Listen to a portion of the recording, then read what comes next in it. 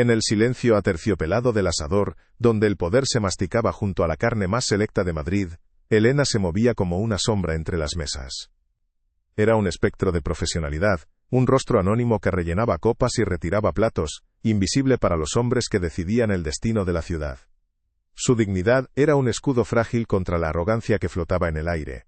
Pero esa noche, el escudo se agrietó. Un promotor inmobiliario, con la voz pastosa por el vino caro y la soberbia, la acorraló junto a su estación de servicio. Su mirada despectiva cayó sobre el modesto anillo de plata en su dedo, una reliquia sin brillo en un mundo de diamantes. Con un gesto obsceno, intentó arrancárselo, arrojando un fajo de billetes sobre la bandeja. «Cómprate algo decente», espetó, y el mundo de Elena se detuvo en un instante de humillación helada. Pero lo que sucedió en ese instante lo cambiaría todo, y si te quedas hasta el final, entenderás por qué. Suscríbete ahora y cuéntanos en los comentarios desde dónde nos estás viendo. Ella era Elena Fuentes, aunque pocos se molestaban en aprender su apellido. A sus 28 años, su vida era un ejercicio de resistencia silenciosa. Trabajaba como camarera en el Asador Montenegro, un templo de la gastronomía y los negocios turbios, un lugar donde su existencia se reducía a servir. La soledad era su compañera más fiel, un eco constante en el pequeño apartamento que pagaba con propinas y un sueldo exiguo. Cargaba con el peso de una pérdida antigua, un dolor sordo que la había dejado huérfana y a la deriva.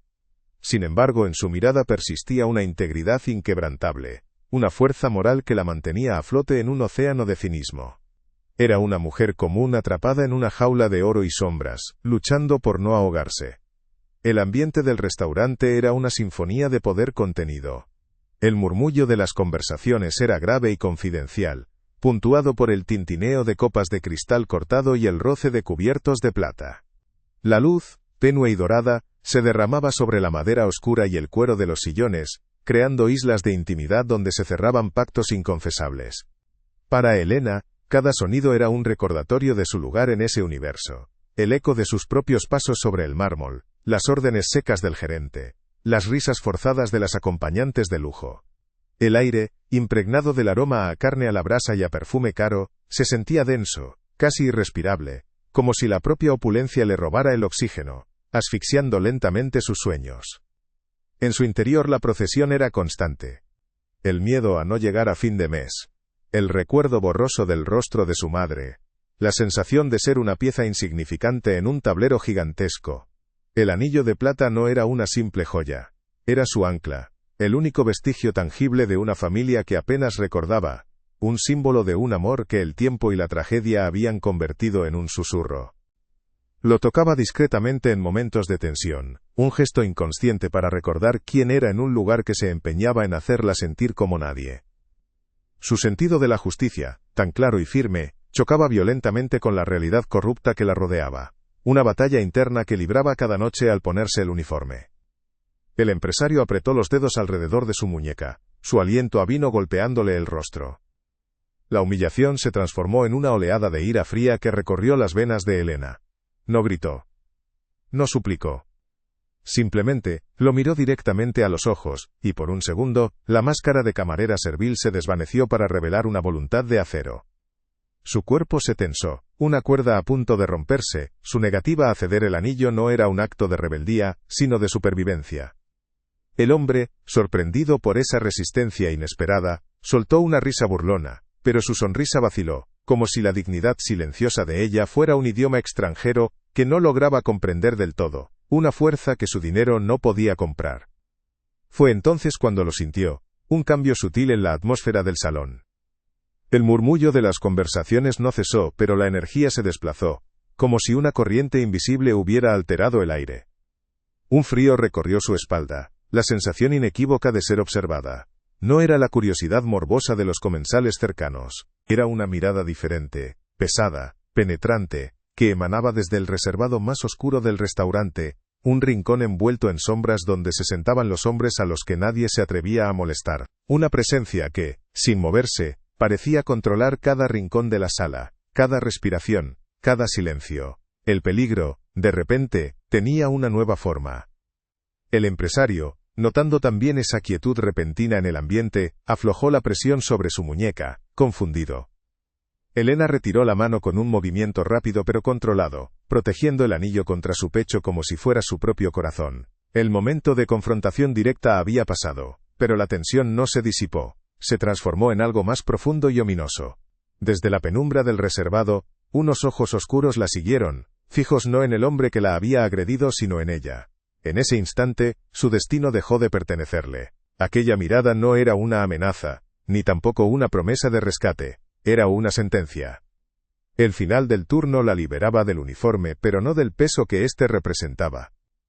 Cada noche en la estrechez del vestuario del personal, se despojaba de la chaqueta negra y la camisa blanca como si se arrancara una segunda piel que olía a servidumbre y a los perfumes caros de otros. El tejido rígido y anónimo era un recordatorio constante de su invisibilidad, de las horas pasadas sonriendo sin sentir, asintiendo sin escuchar. El alivio al sentir su propia ropa sobre la piel era efímero. Una breve tregua antes de enfrentarse al silencio de su propia vida. Guardaba el uniforme doblado con una precisión casi marcial. Un ritual que le ayudaba a contener el caos que sentía por dentro, separando a la Elena que servía de la Elena que sobrevivía. El trayecto a casa era un purgatorio diario a través de las venas iluminadas de Madrid. El autobús nocturno, con su luz pálida y el murmullo monótono del motor, la sumergía en un mar de rostros agotados, cada uno encerrado en su propio universo de preocupaciones. Apoyaba la frente en el cristal frío, viendo pasar los edificios como fantasmas borrosos bajo la lluvia fina. En ese espacio anónimo, rodeada de extraños, su soledad se volvía más densa y palpable. Era una más. Una figura anónima, viajando de un lugar donde no pertenecía a otro donde nadie la esperaba. El contraste entre el opulento calor del asador y la fría indiferencia de la ciudad era una herida que se abría cada noche, recordándole la distancia insalvable entre su realidad y sus sueños.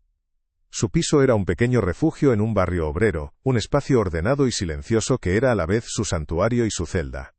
Las paredes desnudas solo estaban decoradas con un par de fotografías antiguas y una estantería con libros de segunda mano, cuyas historias eran su única vía de escape. Cuidaba de una única planta junto a la ventana con una devoción casi maternal.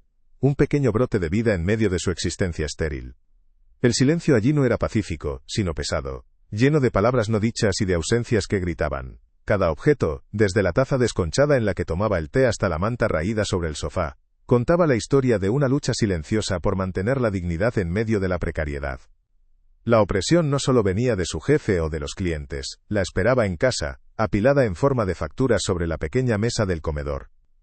La deuda de un antiguo préstamo estudiantil que nunca pudo terminar, el alquiler que subía inexorablemente, los gastos imprevistos que la dejaban sin aliento a final de mes.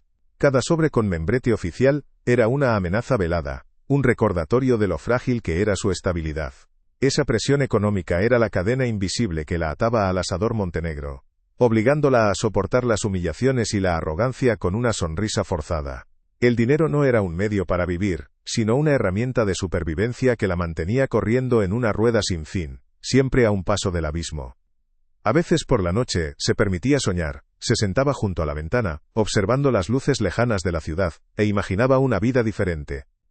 Una en la que su trabajo no consistía en ser invisible, sino en crear algo, quizás restaurando muebles antiguos o cuidando un pequeño jardín.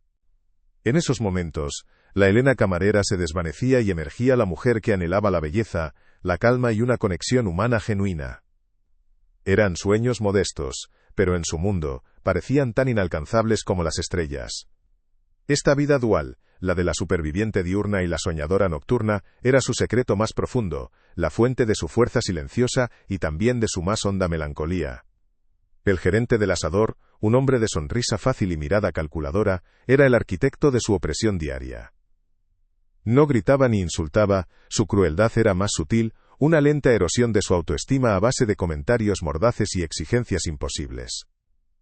La vigilaba constantemente, criticando un pliegue en su delantal, o la velocidad con la que retiraba un plato, siempre delante de otros para acentuar la humillación. Para él, Elena y el resto del personal no eran personas, sino piezas de una maquinaria que debía funcionar a la perfección para mantener la fachada de exclusividad. Soportar su desdén era parte del trabajo, un peaje que pagaba cada día para poder pagar sus facturas, acumulando una rabia sorda que no tenía dónde liberar. El anillo de plata era su único ancla en ese mar de hostilidad. No recordaba el rostro de su madre con claridad, solo sensaciones. El calor de un abrazo, el sonido de una nana, el tacto de sus manos colocando ese mismo anillo en su dedo antes de que todo se desvaneciera. Era un vínculo frágil con un pasado borroso, una promesa de que alguna vez había pertenecido a alguien, de que había sido amada. En los peores momentos, cuando la soledad o la humillación amenazaban con romperla, rozaba con el pulgar el pequeño escudo grabado, sintiendo el metal liso y gastado contra su piel. Era un gesto instintivo, un recordatorio silencioso de que su valor no lo definían ni su uniforme ni las propinas que recibía, sino el amor que esa joya representaba. El reloj de la pared de la cocina del restaurante parecía moverse con una lentitud deliberada, cada tic-tac marcando no el paso del tiempo sino la duración de su condena. La rutina era asfixiante y repetitiva. Pulir copas hasta que brillaran, memorizar los especiales del día, moverse con una gracia ensayada entre las mesas, evitando colisiones y conversaciones. Cada jornada era idéntica a la anterior, un ciclo interminable de servicio y agotamiento que consumía sus días y vaciaba su espíritu. Se sentía atrapada en un presente perpetuo, sin la energía para planear un futuro diferente. La esperanza era un lujo que no podía permitirse, una vela que el viento helado de la realidad apagaba una y otra vez. Esa noche, el aire en el asador estaba cargado de una electricidad diferente. Había más seguridad de lo habitual en la entrada, y los susurros entre el personal hablaban de la presencia de hombres importantes, de esos cuyos nombres solo se mencionaban en voz baja. Elena sintió una tensión palpable, una corriente subterránea de poder y peligro que hacía que hasta el tintineo de los cubiertos sonara más afilado. Intentó ignorarlo, concentrarse en su trabajo, en mantener su máscara de profesionalidad intacta, pero una sensación de presagio se instaló en su pecho. La intuición de que esa noche, la frágil burbuja de su rutina, estaba a punto de estallar de la forma más violenta e inesperada. Fue entonces cuando lo vio entrar. El promotor inmobiliario, un hombre cuya arrogancia era tan notoria como su fortuna, se abrió paso hacia su mesa asignada con la prepotencia de quien se sabe dueño del mundo. Su mirada la barrió de arriba abajo con un desdén casual que la hizo sentir como parte del mobiliario. El gerente se apresuró a recibirlo con una reverencia casi cómica, dejando claro el desequilibrio de poder en la sala.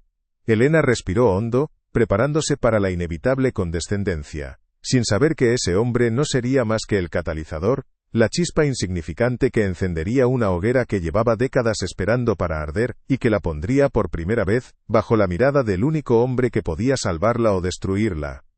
Desde las sombras de su reservado, don Ricardo Montenegro levantó la vista de su copa, sus ojos fijos no en el empresario sino en la silenciosa dignidad con la que la camarera se preparaba para la colisión. No sabía quién era ella, pero en su postura reconoció una resistencia que le resultaba familiar, un eco de un pasado que creía enterrado. El mundo de Elena se había encogido hasta el tamaño de esa mesa, un escenario donde la injusticia estaba a punto de representarse una vez más. Lo que ella no podía imaginar era que, por primera vez en su vida, alguien poderoso estaba observando, y que su invisible batalla estaba a punto de tener un testigo. Si esta historia ha tocado algo dentro de ti, quédate hasta el final para descubrir cómo el destino puede cambiar con una sola mirada. Dale a me gusta, comparte con alguien que aprecie las historias intensas, y déjanos un comentario contándonos qué crees que pasará. Tu apoyo nos permite seguir creando. En la penumbra del reservado más codiciado del asador Montenegro, un hombre observaba la escena sin moverse. Su nombre era don Ricardo Montenegro, y el restaurante, como gran parte de la ciudad, se plegaba a su voluntad silenciosa. No era un hombre de gestos grandilocuentes, su poder residía en la quietud, en una economía de movimiento que hacía que cada parpadeo pareciera una decisión de estado. Vestía un traje oscuro, cortado con una precisión que hablaba más de armadura que de moda. A su alrededor, el aire parecía más denso, el murmullo del salón se detenía en un perímetro invisible de respeto y temor. No miraba al empresario con ira sino con el desinterés de un geólogo observando una piedra insignificante. Su atención, fría y analítica, estaba fija en ella. La arrogancia del promotor se desvaneció como el humo de un puro en una corriente de aire helado. No fue necesario un grito ni una amenaza. Ricardo simplemente dirigió una mirada fugaz hacia su derecha, un gesto casi imperceptible. De las sombras junto a la pared, dos figuras se materializaron, hombres de traje idéntico al de su jefe, cuya presencia era una declaración en sí misma. No la tocaron. No hablaron. Simplemente se posicionaron a ambos lados del empresario, dos pilares de granito que bloqueaban cualquier vía de escape. El hombre palideció. Su bravuconería se marchitó bajo el peso de esa vigilancia silenciosa. Balbuceó una disculpa inaudible, dejó caer el fajo de billetes sobre la mesa y se retiró con una prisa patética. En el súbito vacío que dejó el empresario, Elena se sintió expuesta, el epicentro de una atención que no deseaba. El zumbido del restaurante se había convertido en un silencio expectante, y todas las miradas parecían converger en ella. Pero solo sentía una. Desde el reservado, Ricardo Montenegro se puso en pie. Su movimiento fue lento, deliberado, el de un depredador que no tiene necesidad de apresurarse. El sonido de sus zapatos de cuero italiano sobre el mármol pulido resonó en el silencio. Cada paso un golpe seco que marcaba el ritmo de su corazón acelerado. El vasto salón pareció encogerse, reduciéndose al pasillo que ahora lo separaba a él de ella, un camino que se sentía a la vez inevitable y prohibido. Cuando llegó a su estación de servicio, el mundo de Elena se detuvo por completo. De cerca, su presencia era aún más abrumadora. Olía a colonia cara, a tabaco de calidad y a algo más intangible y frío, como el aire de una cripta. Su rostro era una máscara impasible, tallada por años de control férreo, pero sus ojos eran de una oscuridad profunda, no vacíos, sino llenos de una historia violenta, y una fatiga ancestral que la estremeció. No había calidez en ellos, pero sí una inteligencia afilada que la desnudó, que pareció ver más allá del uniforme y la compostura forzada, directamente hasta el núcleo de su miedo y su soledad.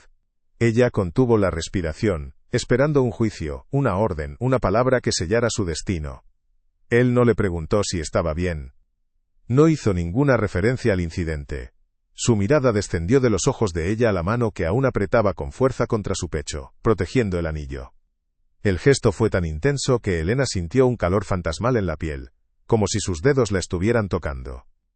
El silencio se estiró, cargado de una tensión que era diferente a la del miedo. Había una curiosidad en su escrutinio, una concentración casi académica que la desconcertó por completo. Por un instante, dejó de ser una camarera y se convirtió en un enigma que él parecía decidido a resolver. Su corazón martilleaba contra sus costillas, un tambor salvaje en la quietud solemne que él había creado a su alrededor. Finalmente, habló. Su voz era un murmullo grave, con la textura del terciopelo y el peso del acero. Quien no respeta el pasado se queda sin futuro, dijo, las palabras no dirigidas a nadie en particular, pero aterrizando en el aire entre ellos con la fuerza de una sentencia. No era una frase de consuelo, ni una amenaza. Era una declaración de principios, la revelación de un código moral tan inflexible como peligroso. Elena sintió un escalofrío recorrer su espalda. Esas palabras pronunciadas por ese hombre, en ese lugar, resonaron con una verdad profunda y aterradora, una que sentía que la implicaba de una forma que aún no podía comprender. El mundo de la riqueza y el poder tenía reglas, y ella acababa de vislumbrar una de las más oscuras. Impulsada por una fuerza que no sabía que poseía, Elena levantó la barbilla y se atrevió a sostenerle la mirada. El temblor de sus manos no se detuvo, pero su voz, aunque apenas un susurro, fue firme. Este anillo era de mi madre. Pronunciar esas palabras en voz alta, confesar el valor de su único tesoro a un hombre que personificaba todo lo que temía, fue un acto de pura rebeldía. Fue su manera de decir que, a pesar de su uniforme y su posición, ella también tenía un pasado, una historia que merecía respeto. Fue un desafío lanzado en la cara del poder, un pequeño guijarro de dignidad arrojado contra una montaña de indiferencia, esperando ser aplastado. En ese preciso instante, algo cambió en el rostro de Ricardo Montenegro. Fue un cambio minúsculo, una alteración casi imperceptible para cualquiera que no estuviera a centímetros de él, pero para Elena fue como un terremoto. Una rigidez repentina en su mandíbula, un parpadeo lento, un destello de algo que no era frialdad en el fondo de sus ojos oscuros. Su mirada se clavó en el pequeño y desgastado escudo grabado en la plata del anillo. La máscara de control se agrietó, revelando por una fracción de segundo un torbellino de sorpresa, reconocimiento y algo parecido al dolor. De repente ya no la miraba a ella la camarera, miraba a través de ella a un fantasma que solo él podía ver. El tiempo pareció suspenderse en ese cruce de miradas. Él había visto el sello. Él lo conocía. Esa certeza se instaló en el pecho de Elena con un peso helado. El vínculo entre ellos, antes inexistente, era ahora una cuerda tensa y vibrante, forjada con el metal de un secreto compartido del que ella no sabía nada. Ricardo pareció recomponerse. La fisura en su compostura se selló tan rápido como había aparecido. Hizo un leve, casi imperceptible asentimiento de cabeza, un gesto que no era para ella sino para sí mismo, como si confirmara una verdad terrible. Sin otra palabra, se dio la vuelta y se alejó con la misma autoridad silenciosa con la que había llegado, dejando tras de sí un vacío cargado de preguntas sin respuesta. El murmullo del restaurante regresó lentamente, como el sonido del agua llenando un espacio vacío, pero para Elena, el silencio de su presencia permanecía. El aire donde él había estado parecía más frío, y su perfume aún flotaba, una presencia espectral. Miró su mano, el anillo de plata brillando débilmente bajo la luz del candelabro. Ya no era solo un recuerdo de su madre. Ahora era un misterio, una llave a un pasado que no conocía, y un puente hacia un hombre cuya mirada contenía el poder de salvarla o de destruirla por completo. Su vida, hasta ese momento una línea recta y predecible, acababa de tomar un desvío hacia la oscuridad más profunda. Los días que siguieron a esa noche se convirtieron en un ejercicio de negación. Elena intentaba sumergirse en la monotonía de su rutina, buscando refugio en los gestos familiares de su trabajo, pulir copas, doblar servilletas, sonreír a los clientes. Pero algo se había roto, la atmósfera del asador ya no era la misma, ahora estaba cargada con el eco de su presencia, con la memoria de su mirada. Sentía sus ojos sobre ella incluso cuando su reservado estaba vacío. Una vigilancia espectral que la hacía moverse con una conciencia de sí misma que rayaba en la paranoia. Cada sombra en un rincón, cada coche oscuro que pasaba por la calle, le parecía una extensión de su poder, un recordatorio de que su vida ya no le pertenecía por completo. La sensación de ser observada la seguía más allá de las puertas del restaurante, convirtiendo su trayecto a casa en un tenso recorrido por un territorio hostil. Las familiares calles de su barrio le parecían ahora un laberinto de amenazas potenciales, y el anonimato que antes le ofrecía la multitud en el autobús se había transformado en una fuente de ansiedad. Una noche, mientras esperaba bajo una llovizna persistente, un sedán negro, silencioso como una pantera, se detuvo junto a la acera. La ventanilla trasera descendió con un suave zumbido, revelando el perfil impasible de Ricardo Montenegro. El interior del vehículo era un santuario de cuero y madera oscura, un mundo aparte del frío y la humedad que la empapaban. Él no la miró directamente sino que mantuvo la vista al frente, como si su presencia allí fuera la más absoluta de las casualidades. «No debería caminar sola a estas horas, señorita Fuentes», dijo su voz, un murmullo grave que atravesó el sonido de la lluvia. El uso de su apellido fue una descarga eléctrica, una confirmación de que sabía mucho más de ella de lo que aparentaba.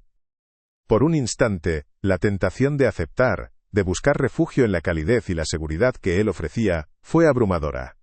Sin embargo, una fuerza más profunda, su instinto de conservación y su inquebrantable orgullo, la hizo negar con la cabeza. «Gracias, pero prefiero el autobús», respondió, su voz más firme de lo que se sentía. Ricardo no insistió. Simplemente asintió levemente, un gesto casi imperceptible, y la ventanilla se deslizó hacia arriba, sellando de nuevo su mundo impenetrable. El coche se alejó con la misma discreción con la que había llegado, desapareciendo en la noche como una aparición. Elena se quedó allí, temblando, no solo por el frío sino por la magnitud de lo que acababa de hacer. Había rechazado al hombre al que nadie se atrevía a contradecir. Mientras subía al autobús empapada, sintió una mezcla de terror y una extraña sensación de victoria. Había trazado una línea, por frágil que fuera, defendiendo el pequeño territorio de su propia voluntad, en un juego cuyas reglas desconocía por completo. Los cambios en su entorno laboral fueron sutiles pero inconfundibles. El gerente, cuya presencia antes era una fuente constante de humillación, ahora la trataba con una deferencia casi servil, evitando su mirada y dirigiéndose a ella en un tono de respeto forzado. Los clientes problemáticos que ocasionalmente aparecían, eran interceptados discretamente por el jefe de sala, antes de que pudieran llegar a su sección. Su trabajo se volvió más fácil, más tranquilo, pero esa calma la inquietaba profundamente. Era una paz impuesta. Una protección no solicitada que la hacía sentir aún más atrapada. Sabía con una certeza que le helaba la sangre, que la mano invisible de Ricardo Montenegro estaba orquestando cada uno de esos cambios. Esta protección silenciosa se convirtió en el epicentro de su dilema moral. Por un lado, una parte de ella sentía un alivio vergonzoso al no tener que soportar las pequeñas crueldades diarias. Por otro, la idea de estar en deuda con un hombre cuyo poder emanaba de la violencia y el miedo la repugnaba. Se sentía como un pájaro en una jaula de oro, segura de los depredadores pero privada de su libertad. La moralidad que había sido su brújula durante toda su vida, ahora giraba sin control, incapaz de encontrar el norte en esta nueva y ambigua realidad. ¿Cómo podía odiar el mundo del que él provenía y al mismo tiempo, sentirse atraída por la seguridad que le ofrecía? Una noche, mientras regaba la única planta de su apartamento, una sensación de inquietud la hizo asomarse a la ventana. En la calle de abajo, aparcado en la penumbra al otro lado de la acera, reconoció el contorno del sedán negro. No había forma de saber si él estaba dentro, pero su presencia era innegable. La observaba. Estudiaba su pequeña vida, su refugio de soledad y silencio. El miedo inicial dio paso a una extraña sensación de conexión. Él, desde su universo de poder y oscuridad, la miraba a ella, en su mundo de simplicidad y lucha. Por un momento sintió que no era solo una pieza en su tablero, sino el objeto de una curiosidad intensa y personal. El siguiente encuentro no fue una coincidencia. Ella lo sabía. Lo encontró en la pequeña librería de segunda mano que frecuentaba los domingos, su único lujo. Él estaba en la sección de poesía, pasando los dedos por los lomos de libros gastados con una delicadeza que contradecía su reputación. El aire se cargó de electricidad en cuanto sus miradas se cruzaron.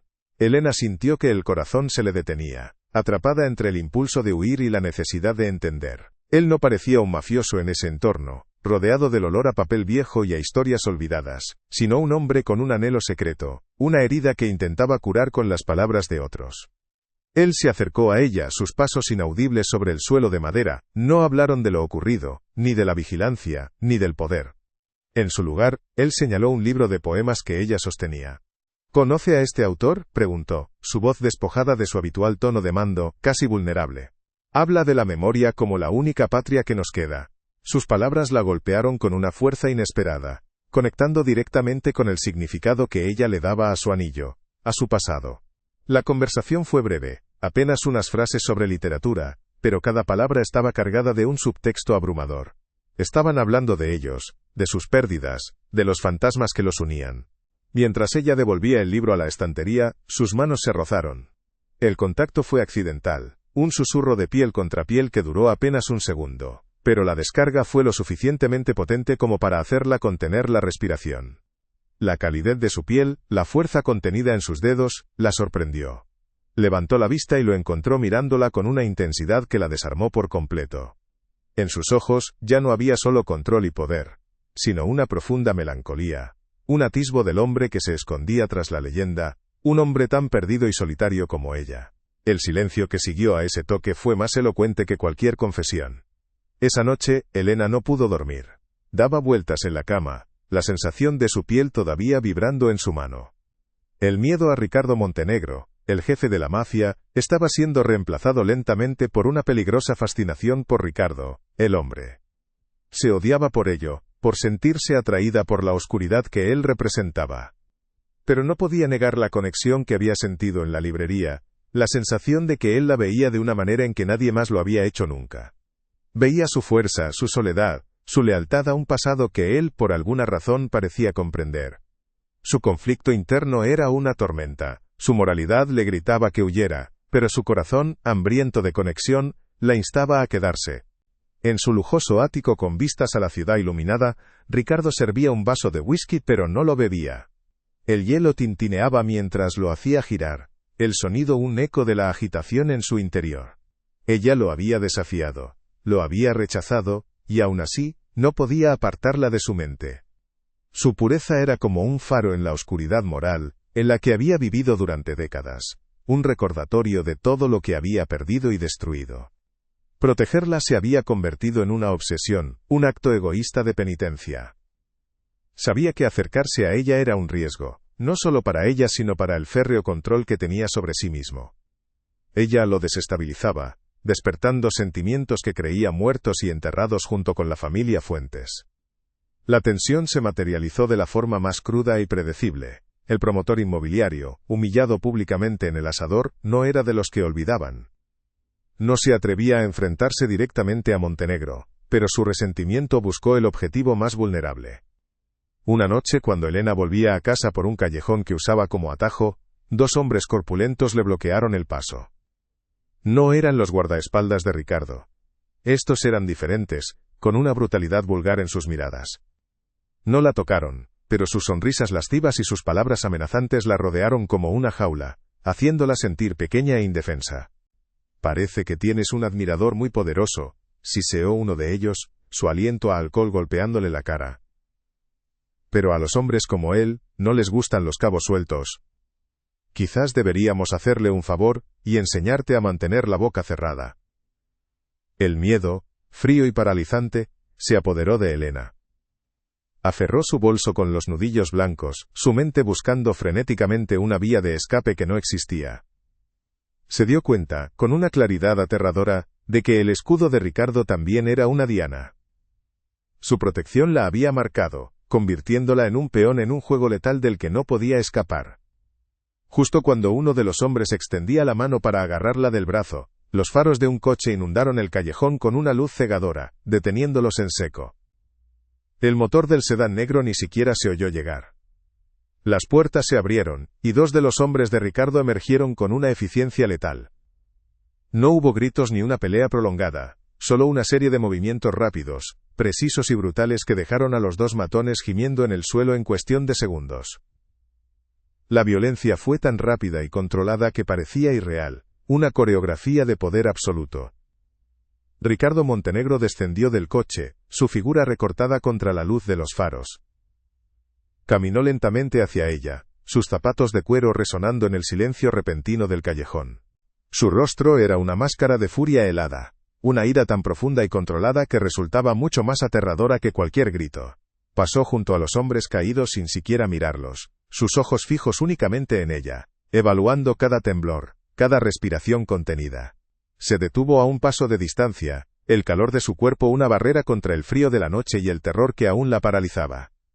No le preguntó si estaba bien. No había necesidad. La respuesta estaba en sus ojos abiertos de par en par, y en la palidez de su piel.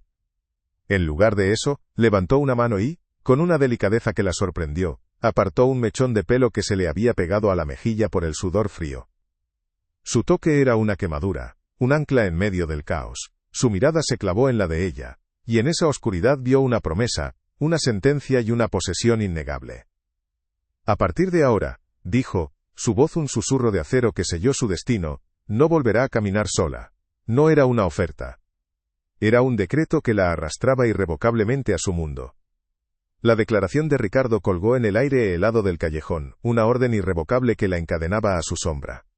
Elena lo miró, incapaz de procesar la velocidad con la que su vida se había deshecho. El miedo seguía allí, un nudo gélido en su estómago, pero ahora estaba mezclado con una rabia impotente. Se sintió como un objeto, un tesoro frágil que él había decidido reclamar y guardar bajo llave. Rompiendo una ley no escrita de supervivencia, la que le ordenaba ser sumisa ante el poder, dio un paso atrás, creando una distancia que era un grito silencioso. «No soy de su propiedad», susurró, las palabras un acto de desafío tan suicida como necesario. Su voz temblaba, pero sus ojos ardían con la misma integridad que él había reconocido desde el principio. La respuesta de Ricardo no fue la ira que ella esperaba. Su desafío pareció atravesarlo, no como una ofensa, sino como una dolorosa confirmación de su fracaso. Durante 20 años había imaginado este momento, el encuentro con la heredera de los Fuentes, y en su arrogancia había asumido que la protegería como se protege un activo valioso. Pero la mujer que tenía delante no era un activo, era una llama de dignidad que su mundo amenazaba con extinguir. En ese instante, tomó una decisión impensable, una que rompía la regla fundamental de su existencia, la distancia emocional. Con un gesto imperceptible, despidió a sus hombres, que se retiraron en un silencio absoluto, dejándolos solos en la intimidad profana del callejón. Por primera vez en décadas, se exponía sin su armadura humana. El silencio que quedó tras la partida de sus hombres, era más pesado que el estruendo de cualquier amenaza. El goteo de una tubería rota era el único sonido, un metrónomo marcando el pulso de un momento suspendido en el tiempo. Elena observó cómo la expresión de Ricardo se transformaba. La máscara de don Montenegro, el jefe de la mafia, se resquebrajó, y por un instante aterrador, vio al hombre que había debajo. Un hombre perseguido por fantasmas, con una culpa tan antigua que se había convertido en parte de su anatomía. Él no la miraba como a una mujer que necesitaba protección, sino como a un juez que había esperado durante media vida. La vulnerabilidad en su mirada era un arma mucho más potente que la violencia que acababa de presenciar. Impulsado por una fuerza que llevaba 20 años reprimiendo, él cerró la distancia que ella había creado. No con la arrogancia de antes, sino con la vacilación de un peregrino que llega a un santuario prohibido. No buscó su rostro ni su cuerpo. Sus ojos se fijaron en la mano de ella, la que llevaba el anillo.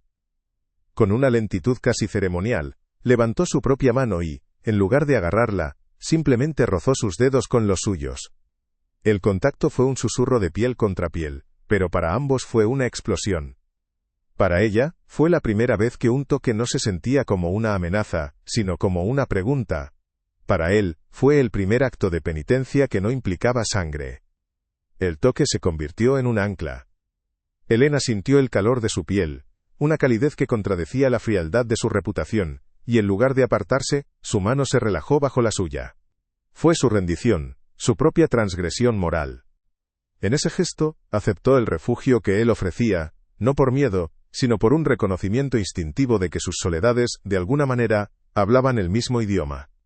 Él entrelazó sus dedos con los de ella, uniendo el poder y la fragilidad, la culpa y la inocencia. El anillo de plata, frío contra la piel de ambos, ya no era un simple recuerdo, se había convertido en el nexo de una historia compartida que ella aún no comprendía, pero que su alma reconocía. Ricardo tiró suavemente de ella, no para dominarla, sino para guiarla. La giró, dándole la espalda a la violencia que yacía en el suelo, y la atrajo hacia su pecho. El gesto fue protector, casi paternal, un escudo humano contra el mundo que él mismo había creado.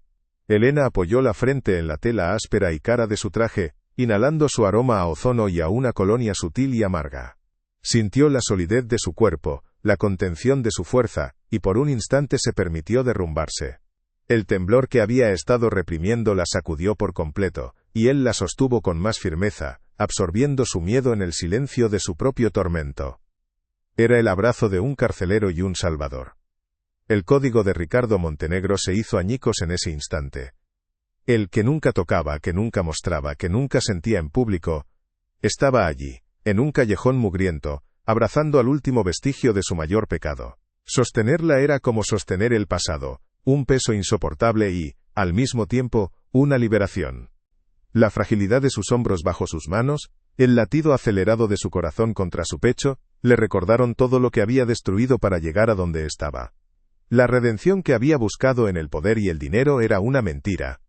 La verdadera penitencia estaba allí, en la calidez de esa vida que había estado a punto de ser extinguida por su culpa. Acercó los labios a su cabello, el control que había mantenido durante 2 décadas finalmente cediendo. Su voz, cuando habló, no fue la del jefe de la mafia, sino la de un hombre roto confesándose ante su único Dios. Ese escudo, susurró, su aliento cálido contra la piel de ella. Lo diseñó tu padre. Lo llevaba el día que murió. No era una explicación, sino una llave. Una llave que abría una puerta a un pasado que le habían robado, y que la arrojaba a un abismo de verdades insoportables. Las piezas del puzzle de su vida, antes inconexas, empezaron a encajar con una violencia brutal, formando una imagen que no quería ver. Elena se quedó inmóvil, las palabras de él resonando en su cráneo como un eco infinito. Su padre. Un hombre del que solo tenía una fotografía borrosa, y el anillo que ahora unía su mano a la de su asesino. El aire se volvió irrespirable, la verdad una losa que le aplastaba los pulmones. Levantó la cabeza lentamente, apartándose de su pecho para poder mirarlo a los ojos. El miedo había desaparecido, reemplazado por una claridad helada y devastadora. En la oscuridad de sus pupilas ya no veía a un protector, ni a un hombre atormentado. Veía la historia de su propia aniquilación, el arquitecto de su orfandad. Su mundo no había cambiado, se había revelado como la mentira que siempre fue. Él no apartó la mirada. Sostuvo su escrutinio con la misma solemnidad con la que un condenado acepta su sentencia. El contacto físico se rompió, dejando un vacío gélido entre ellos. El callejón volvió a ser un simple callejón, y ellos 2 extraños unidos por una tragedia.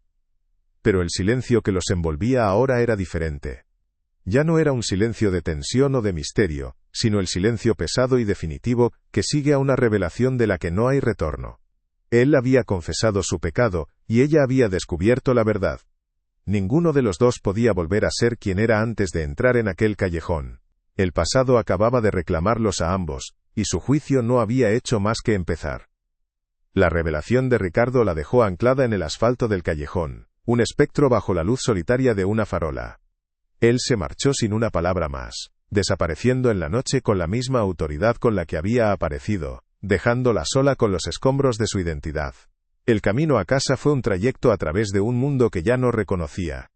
Las luces de Madrid, antes un tapiz vibrante, ahora parecían frías y distantes, cada ventana iluminada una vida ajena a su recién descubierta tragedia. Al llegar a su apartamento, se quitó el anillo y lo depositó sobre la mesa de madera.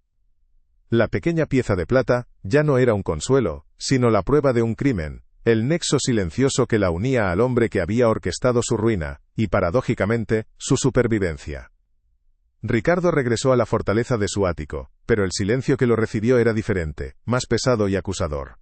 Se sirvió un whisky que no bebió, observando cómo el hielo se derretía en el ámbar del licor.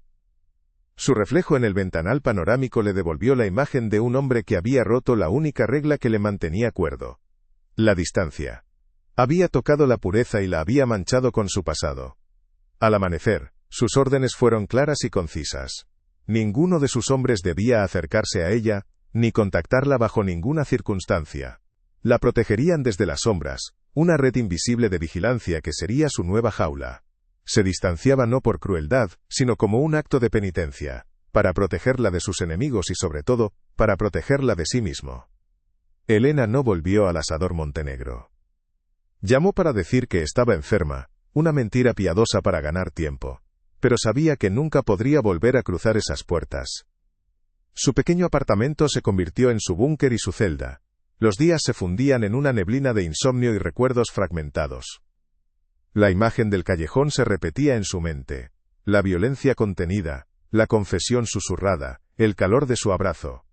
Odiarlo era la respuesta lógica, la única moralmente aceptable, pero su memoria la traicionaba, recordándole la profunda soledad que vio en sus ojos, un abismo tan oscuro y profundo como el suyo. La verdad no la había liberado, la había encadenado a la complejidad de un hombre que era a la vez su verdugo y su salvador. El mundo de Ricardo no tardó en reaccionar. Su acto de protección en el asador y la confrontación en el callejón no habían pasado desapercibidos. Sus rivales, siempre al acecho de una debilidad, habían encontrado una. Una mañana, encontró una caja de madera en el umbral de su puerta. Dentro, sobre un lecho de terciopelo negro, reposaba una única rosa blanca con las espinas arrancadas, un mensaje claro y macabro. Sabían de ella. Sabían que le importaba. Su conexión, antes un secreto guardado en las profundidades de su conciencia, era ahora un arma que sus enemigos no dudarían en usar. La decisión de alejarse de Elena ya no era una elección moral, sino una maniobra táctica para mantenerla viva, borrándola de su presente para que pudiera tener un futuro. Los días de encierro de Elena terminaron cuando el hambre y las facturas se volvieron más urgentes que su dolor. Se obligó a salir, a buscar un nuevo trabajo, a reconstruir una rutina sobre las ruinas de la anterior. Se movía por la ciudad con una nueva conciencia, como si llevara un secreto incandescente bajo la piel. Cada sedán negro que pasaba, cada hombre de traje oscuro que se cruzaba en su camino, le provocaba un escalofrío. La protección invisible de Ricardo era una presencia fantasmal que la asfixiaba, recordándole que, aunque él se hubiera alejado, su influencia seguía controlando los hilos de su existencia. La soledad que antes era una compañera silenciosa, ahora tenía un nombre y un rostro que la perseguían en cada esquina. Una semana después, un sobre grueso y sin remitente apareció deslizado bajo su puerta. Dentro no había ninguna nota, ninguna explicación, solo fajos de billetes de 500 euros, una suma que podría cambiar su vida para siempre. Era una fortuna, suficiente para saldar todas sus deudas, para marcharse de la ciudad, para empezar de cero en cualquier parte del mundo. Pero Elena sintió una oleada de náuseas. No era un regalo, era un finiquito, era el precio de su silencio. El coste de su orfandad. Era la manera de Ricardo de saldar una deuda de sangre con dinero, un intento burdo y doloroso de borrarla de su vida de la forma más limpia y cruel posible. El gesto la despojó de cualquier ilusión que pudiera albergar sobre su conexión. Con una calma que la sorprendió a sí misma, Elena dejó el dinero intacto sobre la mesa. No lo tocaría. No se convertiría en otra de las transacciones de Ricardo Montenegro. En ese acto de rechazo silencioso, algo dentro de ella se solidificó. El dolor no desapareció, pero se transformó en una lucidez afilada como el cristal. Comprendió que la verdadera libertad no residía en escapar de su pasado, sino en negarse a ser definida por él, o por el hombre que lo había destruido. Su vulnerabilidad se convirtió en una armadura. Ya no era la camarera asustada, sino una mujer que había mirado al abismo y había decidido no saltar. Había perdido su inocencia, pero había encontrado una fuerza que no sabía que poseía. Desde la distancia Ricardo recibió el informe. Ella no había tocado el dinero. La noticia lo golpeó con la fuerza de un puñetazo físico. Su desafío, su integridad inquebrantable, era un recordatorio constante de la brecha moral que los separaba. Cada noche se sentaba en la oscuridad de su ático, la ciudad a sus pies como un reino sin alma, y pensaba en ella. La imaginaba en su pequeño apartamento, rodeada de libros y de una dignidad que su fortuna no podía comprar. Se había alejado para salvarla, pero al hacerlo, se había condenado a sí mismo a una soledad más profunda, la del hombre que lo tiene todo, y no posee nada de verdadero valor. Su redención se había convertido en su castigo. El tiempo comenzó a tejer una capa de normalidad sobre la herida abierta. Elena encontró trabajo en una pequeña librería en el barrio de las Letras, un santuario de silencio y papel donde podía respirar. Pasaba sus días rodeada de historias de otros, un bálsamo para la suya. La lluvia de otoño se instaló sobre Madrid, lavando las calles y creando un velo melancólico sobre la ciudad. A veces, mientras colocaba libros en las estanterías, su mano rozaba el anillo, que había vuelto a ponerse. Ya no era un ancla a un pasado idealizado, ni la marca de una tragedia. Era un recordatorio de su propia resiliencia, la cicatriz que probaba que había sobrevivido a la verdad. Una tarde, mientras la lluvia golpeaba suavemente el escaparate de la librería, levantó la vista.